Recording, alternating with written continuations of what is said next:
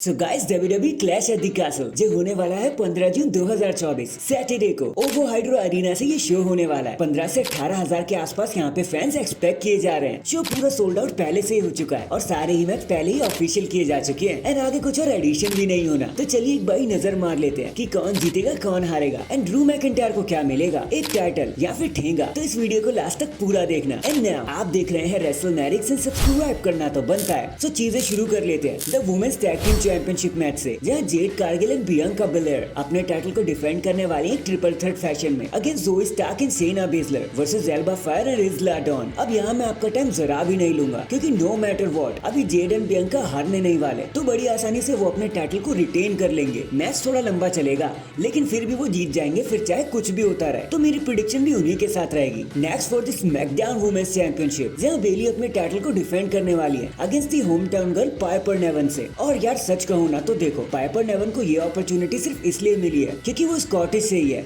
जहाँ से WWE clash at the castle हो रहा है, वरना कोई चांस ही नहीं था कि उन्हें अपॉर्चुनिटी मिल जाए। वो तो कहीं पर चेल्सी ग्रीन के साथ टैग टीम चैंपियनशिप के लिए लड़ रही होती। और फिर रही बात रिजल्ट की, तो भाई बेली डोमिनेंट तो जरूर होंगी लेकिन अपने टाइटल को रिटेन भी कर लेंगी क्योंकि WWE का कोई प्लान ही नहीं है उन्हें हराने का, क्योंकि अभी उन्हें समर स्लैम तक भी अपना टाइटल अपने पास ही रखना है। तो पाइपर चाहे होम टाउन कर लो चाहे कुछ भी हो, वो जीतने नहीं वाली। मेरी प्रिडिक्शन और हम सबकी प्रिडिक्शन बेली के साथ ही रहेगी कि वो अपने टाइटल को रिटेन करने वाली है। इसके बाद होने वाला है एक इंटरकॉन्टिनेंटल चैंपियनशिप मैच और शायद सबकी नजर इसी मैच पर ही होगी, Sami Zayn versus Chad Gable. So अब देखो, आई नो कि सब सैमी फैन है लेकिन आई थिंक अब वक्त आ गया है कि WWE चैट गेबल को एक टाइटल दे ही दे, क्योंकि कब तक WWE उनकी टांग ऐसे पीछे घसीटती रहेगी। और ऐसा लग भी नहीं रहा कि अगर इस बार चैट गेबल हार गए तो दोबारा कोई अपॉर्चुनिटी उन्हें मिलने भी वाली है। सो आई थिंक अब वक्त आ गया है कि हील बनकर ही सही बट चैट गेबल को एक टाइटल रन दे दिया जाए, कुछ समय के लिए सही लेकिन दे दिया जाए। मुझे पता है कि सब ओटिस के बस्ट आउट होने का वेट जरूर कर रहे होंगे, बट भले ही मैं गलत हो जाऊं लेकिन मैं फिर भी चैट गेबल के साथ ही रहूंगा और मेरी प्रेडिक्शन उन्हीं के लिए रहेगी कि इस बार तो फाइनली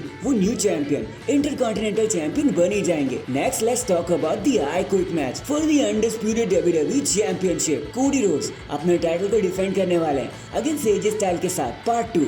अब देखो, एज वी ऑल नो कि ये मैच मेन इवेंट ही करेगा, लेकिन हमने इसे थोड़ा पहले कवर कर लिया क्योंकि इसमें बताने के लिए लिटरली कुछ भी नहीं है। देखो, कोडी रोड्स ब्रॉक लेसनर के सामने तो झुके नहीं, रोमन के सामने नहीं झुके, तो भाई एजे स्टाइल के सामने क्या ही कुछ बोल देंगे वो। भाई आई कुछ तो एजे स्टाइल को ही बोलना पड़ेगा और सीधे सीधे अपने टाइटल को रिटेन कर लेंगे यहाँ पे कोडी रोड्स। फिर चाहे मैच में जो मर्जी होता रहे, ओसी आ जाए, टीसी आ जाए या फिर जो भी टीम एजे स्टाइल लेके आ जाए, जीतना तो यहाँ पर कोडी रोड्स को ये 100%। और वही फेवरेट भी माने जा रहे हैं। तो ट्रस्ट मी, उनको हराने वाला अभी तो कोई पैदा नहीं हुआ जब तक रोमन नहीं आ जाते। And finally in the end हमारा so called main event for the world heavyweight championship, जहां डेमियन प्रीस्ट अपने नए नवेले टाइटल को डिफेंड करने वाले हैं against the home town baby boy this Scottish psychopath Drew McIntyre. और लास्ट मंडे नाइट रॉ के बाद से तो हम ये भी जान गए हैं कि जजमेंट डे का एक भी मेंबर वहाँ मौजूद नहीं होगा, सबके सब बैन हो चुके हैं। और अगर इसके रिजल्ट की बात अब कर ली जाए तो trust me when I tell you this, सब ड्रू मैकिंटायर का टाइम आ चुका है भाई।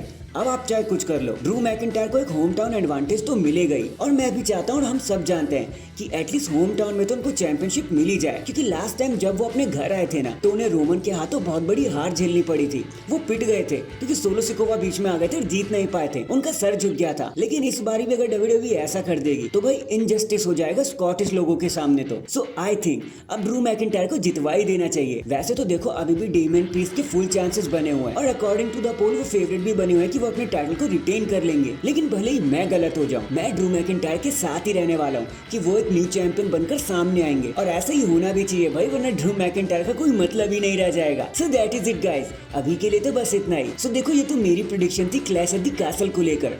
आपको इन मैचेस के बारे में क्या कहना है कमेंट करके जरूर बताना, बात करने में मजा आएगा। एंड चैनल पर नया तो चैनल को जल्दी से लाइक एंड सब्सक्राइब कर दो। बाकी मैं मिलता हूँ आपसे किसी और अपडेट के साथ, तब तक के लिए अपना ख्याल रखें और खुश रहें।